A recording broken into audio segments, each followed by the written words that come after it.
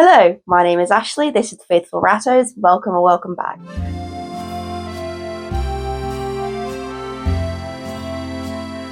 So in today's video I'm going to be talking to you about the most common health issues that you may run into with your rats.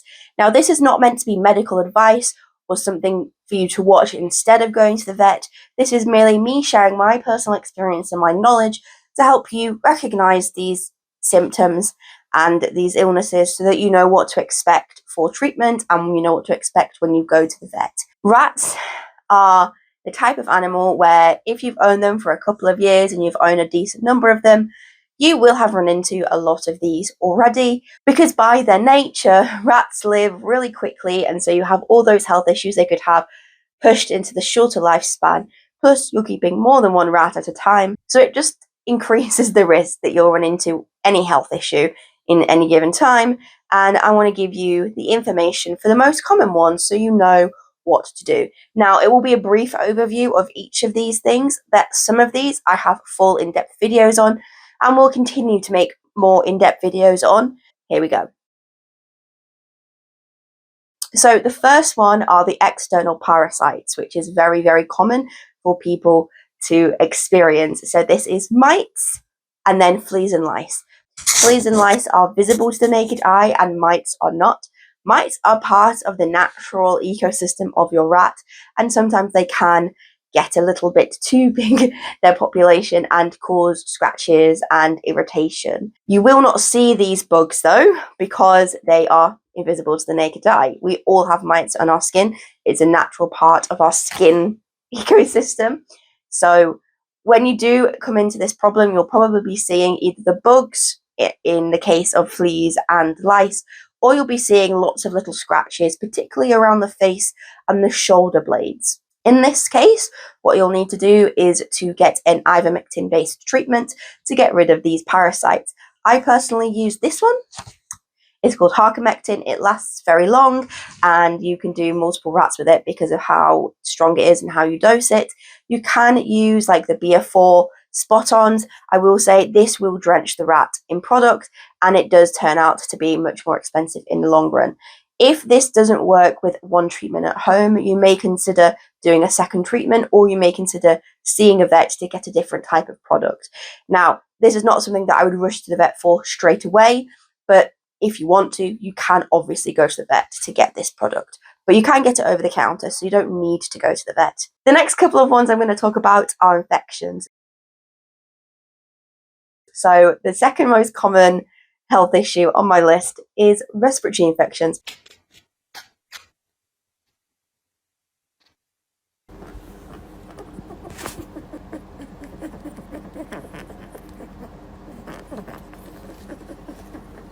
Now, this is something that is super, super common in rats, and this is partially because of poor breeding in places like breeding mills, and partially just because of the way their respiratory system is set out. This is something that I'm going to be making a video on particularly. I will say, don't just be fobbed off with a week of Bactriol. If your rat has a respiratory infection, it is very, very important that they are on a long, strong course of antibiotics and not just a short course of Bactriol that will probably do nothing. This is because many vets are not experienced when it comes to rats, and this is the only drug that is licensed for rats when it comes to antibiotics, and so they are a little bit hesitant to give out any of the other drugs before trying Bactriol. But when it comes to respiratory infections, it's really important to hit them hard and hit them fast, and you want to be doing a combination of things like Bactriol and Doxy, or Doxy and coamoxiclav. I will leave in the description a link to a wonderful website called Rat Guide, where you can find information about almost all of these issues and the veterinary treatment and things like that. And you can also share this source with your vets if they're not too rat savvy, because it is populated by vets and it has the scientific backed sources on there as well. In a similar vein, you have the UTI, which is a urinary tract infection. This also requires antibiotics, and this also requires you to go to the vet. The symptoms of a UTI can be blood in the urine, can be walking weirdly on their back end, and also neurological-like symptoms. I really don't know why this happens, but it happens with people as well. But sometimes when you get a urinary infection, you get very weird neurological, weird behaviour as well. The next infection to talk about is Pyometra, and this is an infection of the uterus, so this is only something that female rats can get, of course. This is a really serious and can be life-threatening situation. In some cases, antibiotics will cover it, but often you will need to do a spay and remove the uterus and all of those organs to get rid of that infection. You can preemptively spay to avoid the risk of Pyometra, but I do think that in some cases this is not necessary, especially if you've got well-bred rats and this isn't a common problem. But when it comes to rescues, it might be something that you consider. And the last infection that I want to talk about is an ear infection. This typically will have two types of symptoms that you'll notice. One of them is neurological type symptoms and a head tilt. This is for infections that are a bit deeper in the ear, and it does cause inflammation and pain, which causes the head tilt. Another common symptom is pus or a smell coming out of the ear. And again, this requires antibiotics, and this requires you to go to a vet because you can't just buy antibiotics over the counter. Here in the UK, it is illegal. You do need a prescription for them. And it is really important because if we're just whipping out antibiotics left, right, and centre, this is what's creating antibiotic resistance. And this is a huge problem for human medicine and for veterinary medicine. And we really want to avoid that. So if you think your rat has an infection, any of these sorts, please go to the vet and have them check it out and dose you the appropriate antibiotics. Now, the next set of things are injuries. So the first one is abscesses. Now, these can form anywhere on the body. The most common ones that I'm going to talk about is a preputial abscess, a tooth root abscess, and an abscess from a wound. Let's go with the most basic one, which is an abscess from a wound. If a bit of dirt or bacteria gets inside a wound and it gets healed over, as rats heal very quickly, this can form an infection and form an abscess. Usually in these cases, you can deal with this at home with cleaning it out and warm compresses and pain medication if necessary. Sometimes it will need a vet intervention, but not always. Then we also have a preputial abscess, which is something that only male rats will get. They have two preputial glands just above where their penis are, and these can get infected and swell up. And again, these are much like the wound-based abscesses. They will come to a head and heal no problem very quickly without much medical intervention and probably won't need to see a vet. Now, any sort of abscess on or near the face really does need to be seen by a vet, because if it gets into the bone, it can very quickly become a really big problem and you need to hit it hard with very strong, very on it antibiotics. Now, it's difficult because often antibiotics don't penetrate the abscess sac, but it is really important to get on top of it because you don't want to mess around with anything on the face because it can become really nasty really quickly. The next injury that I'm going to talk about are tension slices, and these can look absolutely awful when you first see them. They can look really dramatic and really scary. However, they're actually not such a big deal. And as I mentioned, rats have a really fast metabolism and they heal really fast. And that means that this sort of issue can almost be gone in the space of 24 hours. They may look really deep and really serious, and especially if you compare that sort of wound on a human. But for rats, this actually is very easy for them to heal, and as long as it's kept clean, there should be no problem. And most of the time, this will not need vet intervention or stitches or anything like that. And the last injury I'm going to talk about are sprains. Now, this is pretty common. You may see your rat with a limp, and what you want to do is put them in a hospital cage and give them pain medication if you have it so that they can rest it and recuperate. You don't want them to be in the big cage where they're at risk of injuring themselves again, and especially if you're giving them pain relief, you want to have them contained so that they don't re-injure themselves. But again, this is a really simple, really basic problem that you may run into, that is common to run into, and doesn't require you to go to the vet in the first instance.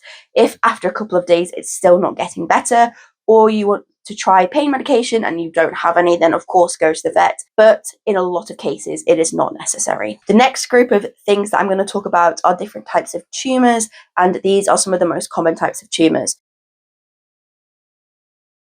So the first one is mammary tumours. Now this is more common for female rats to get, but male rats can get them as well.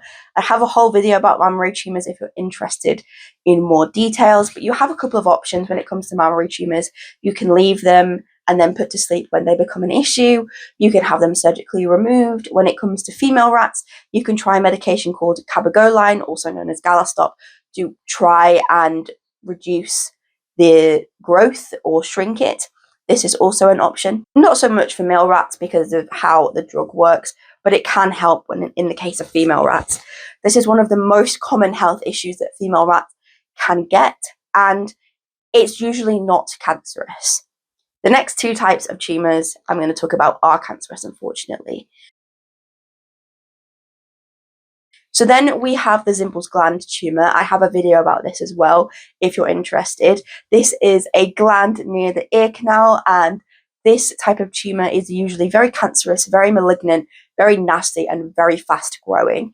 And in my personal opinion, it is something that palliative care is pretty unhelpful for, because they can turn nasty very quickly. Personally, on diagnosis, I do euthanize, but that is up to you, obviously, with discussion with your vet. The one thing I will say about ZGTs is that they can sometimes hide underneath an abscess in the same spot, but that doesn't mean that it's not a ZGT. So if you see a lump on the side of your rat's face, this is definitely something to go to the vet about and do further investigations for. And the last sort of tumour that I'm going to talk about is a pituitary tumour. Now this is a brain tumour on the pituitary gland, and this causes neurological based symptoms. So the most common thing to look out for when it comes to pituitary tumours is balled fists, not being able to hold food properly. They can also have head tilts and be off balance, and just have general other neurological symptoms, be quite shaky, be rather unwell and lethargic. With a pituitary tumour, it is possible to treat them sometimes, and this treatment involves steroids and cabergoline, as I mentioned earlier. However, this is not always going to help, and in a lot of cases, put to sleep on diagnosis is the most fair thing to do. Obviously, it's up to you and the vet involved, but it is something to consider. Malloclusion is when your rat's teeth are misaligned, and because their incisors are always growing, if they become misaligned for whatever reason, whether that is old age or an injury or an abscess or something like that, that is forcing the tooth out of position, this can become really painful really quickly because of how fast their teeth grow. And if they aren't opposite each other to be worn down, then this can cause sores and such in the mouth. This is really important to see a vet with, because the teeth need to be trimmed. I would always recommend them to be burred rather than clipped, because clipped can cause further injury down the tooth and into the root, which can cause a lot of problems. When it comes to rats, I wouldn't recommend removing the incisors. It's just not the same type of surgery as it is with other animals. I would recommend getting them trimmed every 2 to 3 weeks, depending on when it's needed, rather than surgically removing them. Hormonal aggression is very common in bucks, but it can happen to does as well.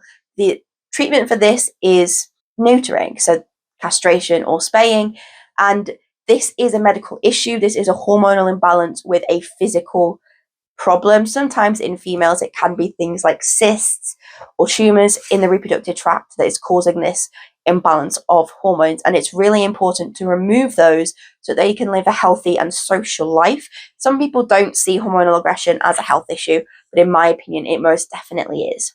And the last two that I'm going to talk about are old age related health issues. So the first one is hind leg degeneration. Now this is more common when it comes to bucks, but it can be something that does get as well. Hind leg degeneration has a couple of causes. It's not a health issue in itself. It's usually a symptom of something else. It commonly is a symptom of renal or kidney failure. So this is really important to have a kidney-friendly diet when your male rats especially get a little bit older. It can also be nerve pain or arthritis. So if you are unsure about the cause of the hind leg degeneration, or you think your rat may be in pain, please do see a vet and look at the appropriate treatments involved there. Hind leg degeneration is one of those sad things, personally, because it's something that you can't cure. It's just something that is degenerative and will get worse and worse and worse with time. And it is one of those things that I tend to have my rats put to sleep for, but it's one of the more difficult ones because mentally they're fine. They're not really in any pain usually, but the dragging of the legs is really an issue and can cause sores and pains like that. And when they aren't able to do all the things they're used to be able to do, it can be quite stressful for them as well. And the last thing on my list is heart failure. And I'm planning to make an in-depth video about heart failure. Heart failure is one of those things that often gets misdiagnosed as pneumonia or respiratory infection, when in fact it actually is heart failure that's causing the problem. And it's really sad because this happens quite a lot, especially with inexperienced vets. If you are unsure whether you're dealing with heart failure or a respiratory infection, my go-to is always a Fruzol trial. Fruzol is a diuretic, and diuretics remove excess fluid from the body. And usually, if you've got some element of heart failure, there'll be excess fluid. And Fruzol will tell you whether heart meds will help or not. And when it comes to older rats, I think a lot of times they actually have heart failure or heart-related issues, and it gets misdiagnosed and mistreated as respiratory infection when in fact isn't. So if you are in a position where your older rat especially is having trouble breathing and has laboured breathing or gasping or anything like that, heart failure is a thing to look at. So those are the 15 most common health issues and a little bit of information about them. This is not a sort of in-depth video, but this is something to consider. I'm hopefully going to have some helpful things on the screen to tell you a little bit and show you a little bit about these symptoms. But yes, I hoped this video was really helpful. If you have any questions or queries or anything, do leave them down in the comments below. You can subscribe. You can also join my channel as a member. That would be really great. I have some great perks for channel members set up. So if you are interested, please do. I make videos like this one, helpful videos based on my experience, but I also vlog and do that sort of stuff. I also will have in the next couple of months baby rats, which is very exciting as I start my breeding journey. But yeah, thanks very much for watching, and I'll see you in the next one. Bye!